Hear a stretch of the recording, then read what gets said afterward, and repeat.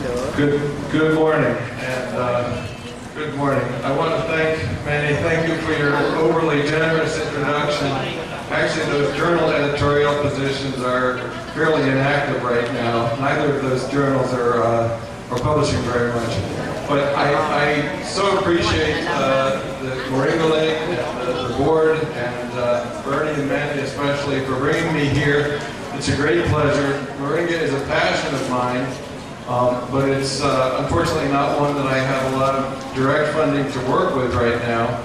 So what I'd like to do is I'd like to talk to you. I'd like to divide my talk in 3 parts. But first, I put my email addresses up here. And I'm a little bit discombobulated because I'm used to looking at a screen in front of me. So I will have to keep turning around, and I guess since I'm right-handed, I'll turn this way. So I'm sorry to use the pointer. So I put these up here because I will, as much as I can in my slide, I've tried to reference the journal citations for various things that I'm talking about. And I would be more than happy to send any of you, all of you for that matter, the links for the PDFs to whatever papers you might be interested in. If it gets too overwhelming, I'll just dump it on Moringaling and send them all to them and let them deal with it. But I'm more than happy to, and I'd love to meet as many of you as possible as the day goes on. I should also mention, by way of organization, after the tragic typhoon hit, I seriously wondered if it was appropriate for me to come. I mean, I thought maybe the best thing would be to just say thanks and let them focus on family and friends in the other island that might have been that were impacted by the typhoon. But as I thought about it and realized the conference was going to go on, I realized that although none of you in this room at this very moment are directly helping the typhoon victims physically, you may, of course, by contributions.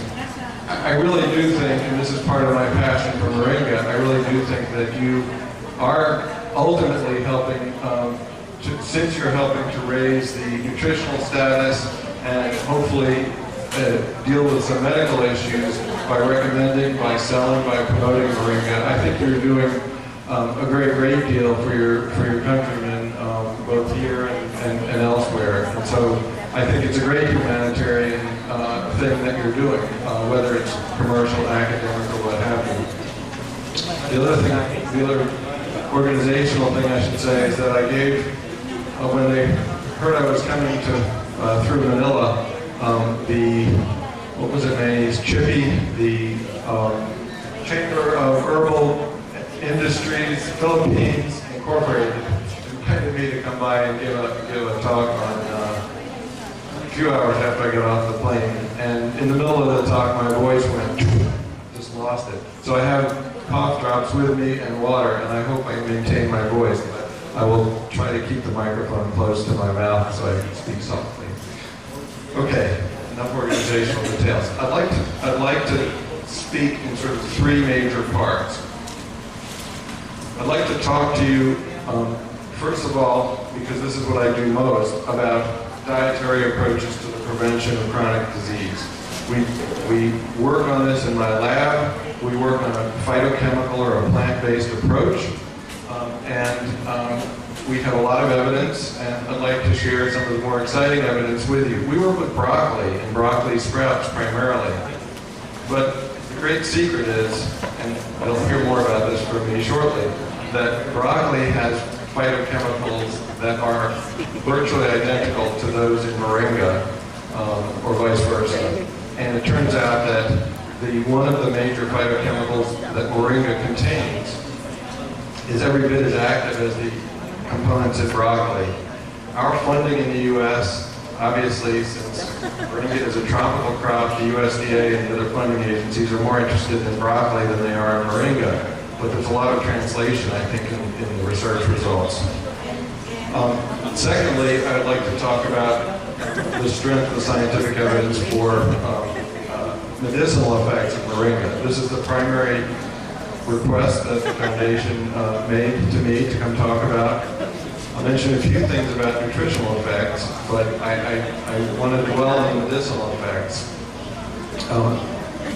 There have been many misconceptions about what moringa does medicinally, and there have been many anecdotes that I truly believe, or that I believe are true. I believe they represent a healing effect of moringa in a variety of different conditions. But unfortunately, they're not yet rigorously proven in the scientific tradition. As a scientist, I have to look at some of that work and say, not yet, it's not ready for prime time. So I'd like to share with you some of my thoughts about what I think are some of the better clinical studies. And when push comes to shove, those of you who are selling moringa, either plants, fresh material, or supplements, when you meet skeptical people or when you have to educate people about the benefits of moringa, a lot of times, and I say this from experience with broccoli and moringa, a lot of times people will look at you, if you tell them about a cell culture study with cancer cells in the test tube, and they'll say, yeah, sure, right. Or if you tell them a story about your aunt who got better, sometimes that resonates pretty well with them if there's a specific condition that was cured. But again, a lot of it comes down to the need for clinical trials. There are a lot of animal studies in the literature on moringa, but again, most people don't want to hear about what happens to rats and mice. Scientists do, of course, but most potential customers don't. So I want to dwell on some of the clinical evidence. Excuse me. And thirdly, and this is due really mostly the work of my co-author on this presentation, Mark Olson, who many of you know or know of. I'd like to present a little bit of information on moringa diversity, the 13 species of moringa, and some of the things we're attempting to do to maintain them, to propagate them, to investigate them, to see if there are medicinal effects or nutritional effects of some of the other moringas that might even surpass oleifera or complement it or be useful in different areas of the world. So, let me put on my preaching, teaching hat now. I want to tell you a little bit about the global burden of economic disease, why we're doing what we're doing.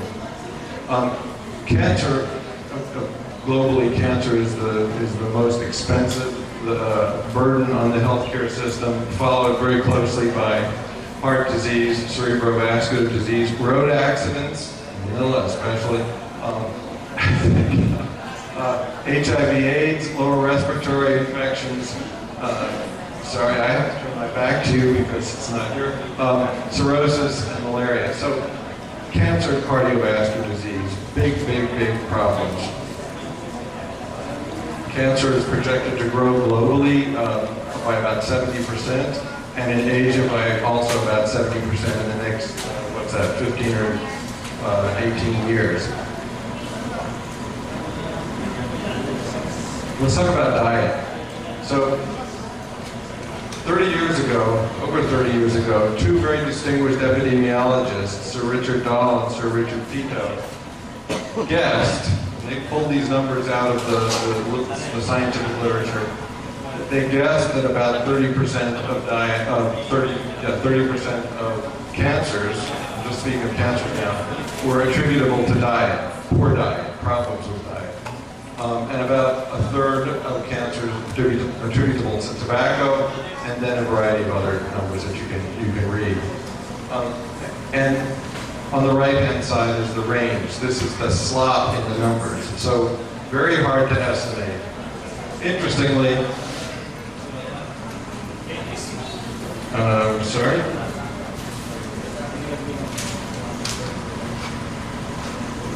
Sorry.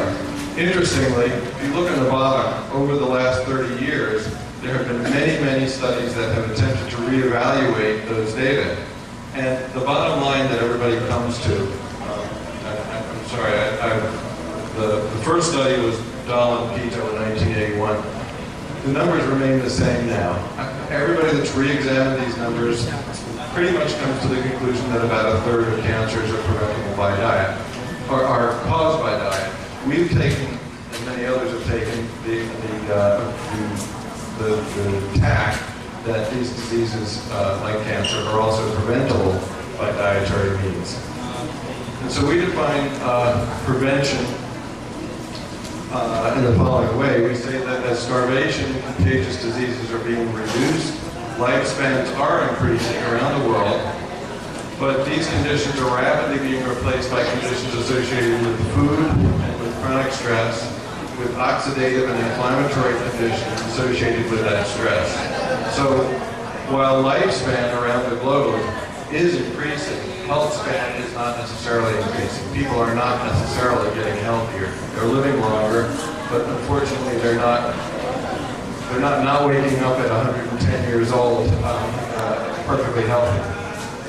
So they're overwhelming the healthcare systems of the world, and we philosophize a bit about this in this paper that was recently published in the American Medical Association journal. And talk a little bit about the statistics and the significance of this health span problem. I'd like to propose to you, and I think I'm preaching to the choir, that prevention works. The evidence in heart disease is quite dramatic. People altering diet and habits, taking things like statins probably also, has dramatically reduced the incidence of heart disease, but cancer, not so much. It's pretty much stable rates over the last 30 years. Excuse me.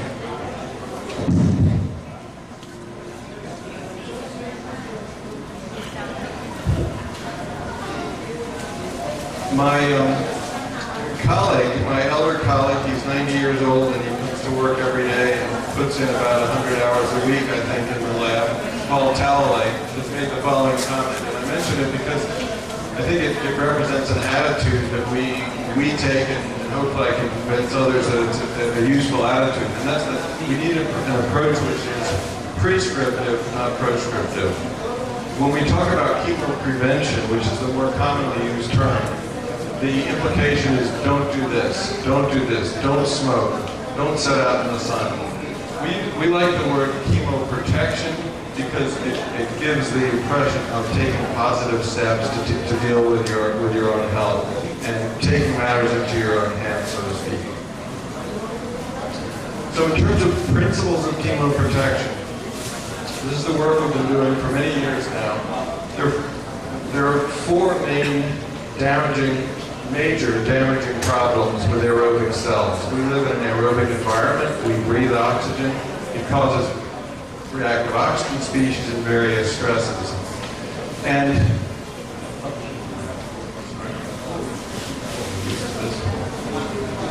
we call these sort of the four horsemen of the apocalypse. This is reactive oxygen intermediates, toxic DNA damaging carcinogens, which are present everywhere and in modern life become more present, inflammation and infection, and ionizing radiation and ultraviolet radiation. All of these can lead not only to cancer, but to a variety of other chronic and degenerative diseases. Our approach has been that cells contain a family of so-called phase 2 enzymes. These are detoxifying enzymes, and they don't normally operate at maximum capacity. So these are enzymes that get rid of reactive oxygen species, repair UV damage, et cetera, but they're not cranked up to maximum speed, so to speak. And I make one more apology. I know I'm speaking to an audience of salespeople, lawyers, doctors, regulators, economists, et cetera. So I'm trying to keep the common vernacular relatively low level. I'm not going to show many chemical structures, but I apologize. Not everybody will be tuned in at the same wavelength, probably. So, bottom line, we have these enzymes. They're not operating maximally. We can upregulate them, and those are upregulation of these enzymes help protect against a variety of chronic diseases. Let's go back once more. In this country, I was very surprised to hear this, or to see this, but in this country, glutathione, apparently, I'll have to ask the audience to fill me in one of the breaks. Glutathione is advertised really a lot, and people are interested in glutathione for things like skin lightening. And so when I just talked about the diversity of backgrounds here, and I have to say that no American consumer at all knows anything about glutathione. If you say GSH or glutathione, you get a blank stare. So this is the only country I'm aware of where people know about glutathione. One of the things that upregulating phase 2 enzymes does is glutathione is produced by phase 2 enzymes. It's the cell's most, it's the cell's antioxidant, really. It's produced by the body, and it's a great antioxidant. So when you upregulate these detoxifying enzymes, you also increase the amounts of glutathione in the body, in the cells. And so this may resonate more here than elsewhere in the world. And so susceptibility to carcinogens is controlled in large part by the balance between these protective phase 2 enzymes and the so-called phase 1 enzymes, or cytochromes. These are enzymes which frequently take exogenous compounds coming into the environment, and create actually more reactive, more damaging chemical species. So we try to balance susceptibility through dietary means, upregulating the phase 2 enzymes. This is more cartoon fashion, and what we're saying here is these are the 4 horsemen, or I guess there's 6 there, of the apocalypse. These are damaging agents to cells. There's a whole alphabet soup, pardon me, for scientists only, there's a whole alphabet soup of biochemical pathways that sort of filter the effects of these compounds, of these stresses. And then there are a whole bunch of behavioral things that modify the effects. It's all the fun stuff that most of us like to do and many of us overindulge in. Eating, the primary, sex, alcohol, environment, exercise, sunlight, all of these affect your risk for various chronic diseases. I'm sorry to tell you, although you know that already. And so, again, we focused on diet as an effector. I don't need to tell, this crowd that there is an overwhelming and overabundance of epidemiologic evidence indicating that high fruit and vegetable, or higher fruit and vegetable consumption, reduces the risk of cancer as well as other chronic diseases. This is the work of many, many people all over the world. The work that we've participated more in is the evidence that is now overwhelming, because it's been done around the world, that edible plants contain inducers of these protective enzymes. We've used, I won't dwell on this slide, but we've used the word green chemoprotection. I think it's obvious green refers to plants, to green plants. And we say that use of dietary means to deliver chemoprotective phytochemicals makes good sense. Chemoprotection by whole foods, by simple extracts of whole foods, presents unprecedented opportunities to solve unmet global problems. The overwhelming advantage, and this is extremely important in my mind, it's lost on many people in the US. I hope it rings a bell here a little bit more, but the overwhelming advantage of green chemoprotection is that it's frugal, it's realistic, it's economically sustainable in underserved areas of the world, and economically deprived populations, which are going to become the targets of chronic disease in the near future. They are becoming the targets of cancer. As people live longer, they get cancer, they get heart disease, et cetera, they overeat. As people become more economically enabled, as they get more money, they like to buy French fries and all the garbagey food that the food industry puts out. And so this is going to become more and more of a problem, and we need to deal with it. I don't think that pharmaceuticals is the way to go. And I should tell you that we've made quite a few enemies with those in the pharmaceutical companies with those 2 papers that we published recently, because we specifically said we don't welcome the involvement of pharmaceutical companies. Guess what? Our grants have not been coming as fast as they used to.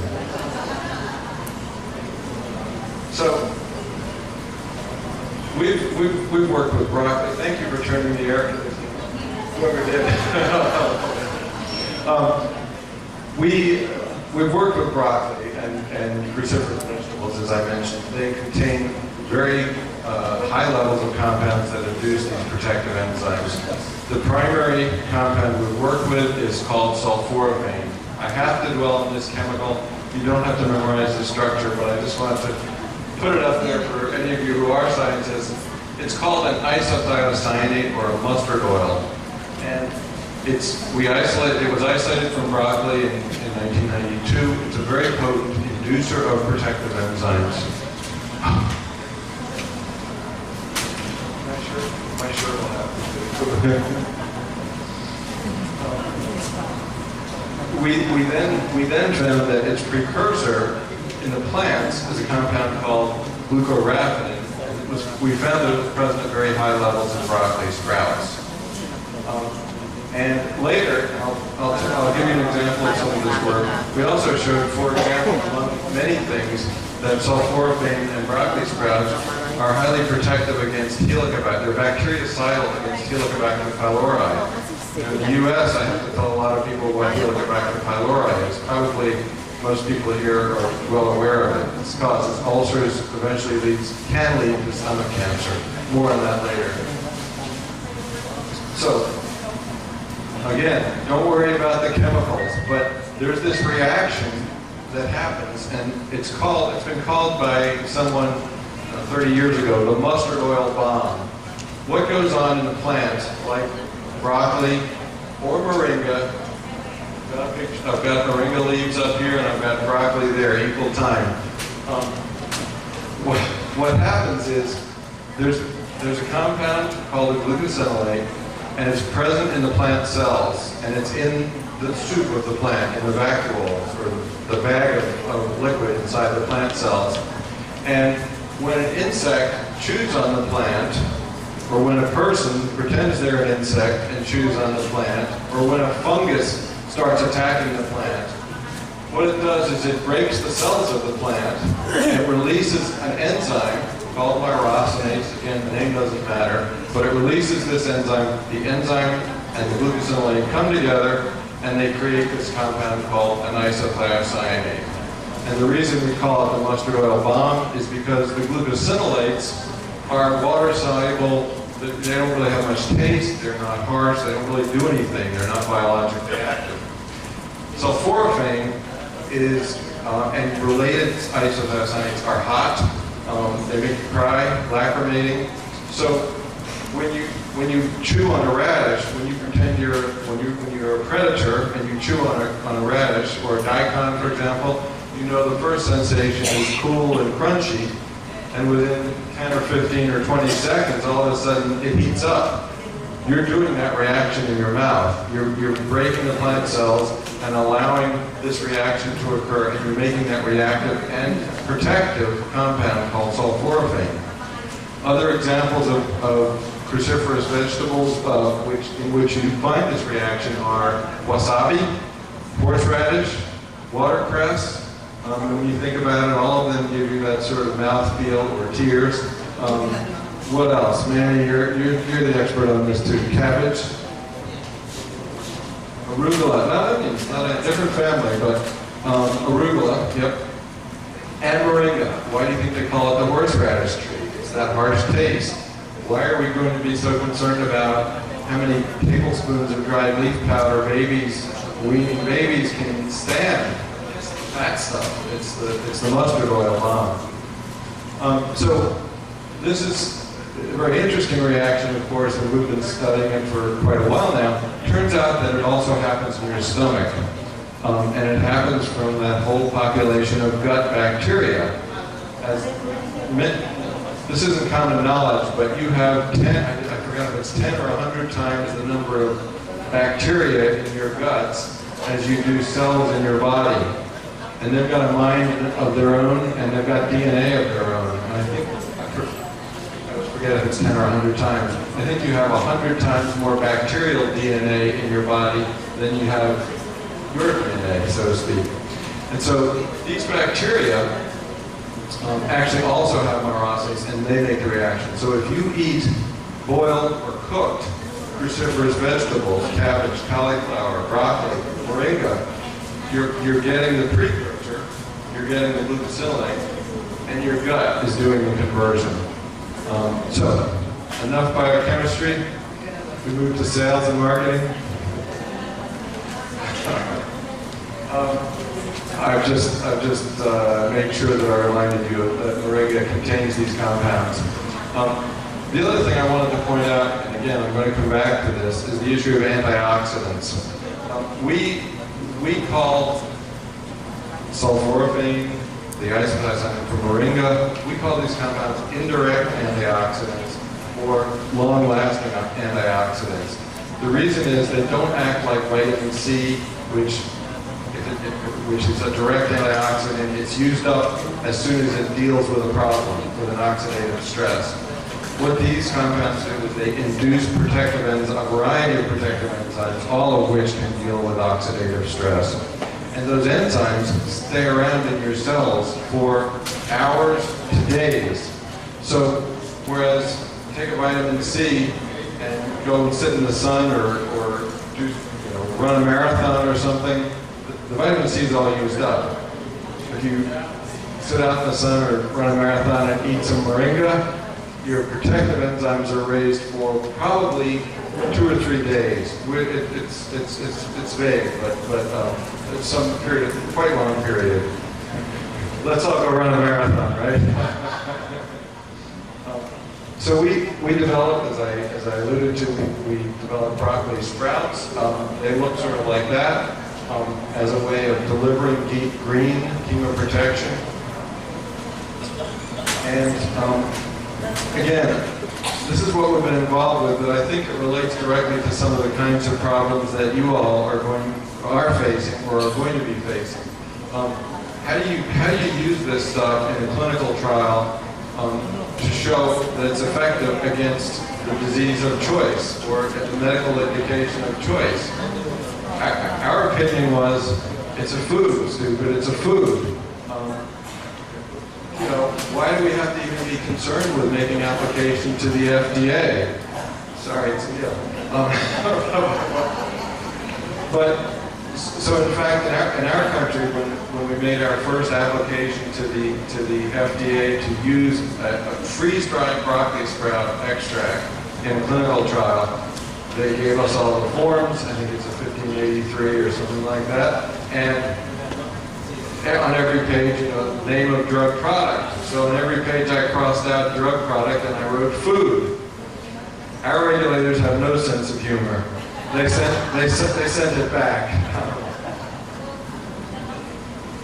So I hope your regulators have a better sense of humor. But anyway, so you do have to get regulatory approval, and it's good. It's a good thing. But there are many bridges that have to be crossed when you do these kinds of clinical trials, and these challenges ripple on then to actually using a plant base, whether it's a supplement, a pill, or a fresh product, in chemoprotection or chemoprevention work. And I've listed some of them. I'm going to go through a few of them very briefly, not all of them because we don't have all day. But for example, you've got to prove efficacy. Does it work? And that's easier said than done. What's the cost? It's easy to say that this is a vegetable.